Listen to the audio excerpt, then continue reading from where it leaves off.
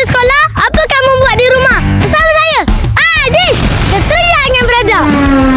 Di rumah, saya selalu tolong mak saya. Tapi mak saya selalu marah kat saya. Ai, tolong mak pun kena marah ke? Yalah, mak saya dah suruh 10 kali. Barulah saya buat.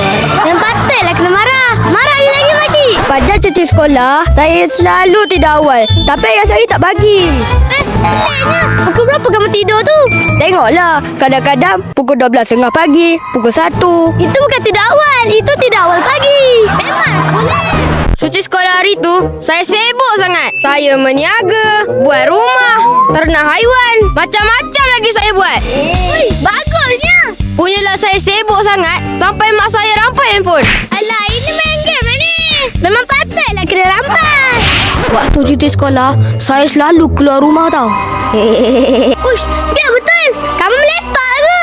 Ya, sehari tu kadang lebih 2-3 kali saya keluar rumah tau. Bila keluar tu, rasa bahagia. Hilang serabut. Ui, kamu lepak kat mana sebenarnya? Saya lepak masjid lah. Boleh solat berjemaah, baca Al-Quran. Baru padu cuti sekolah kita. Ai, cakap apa tadi?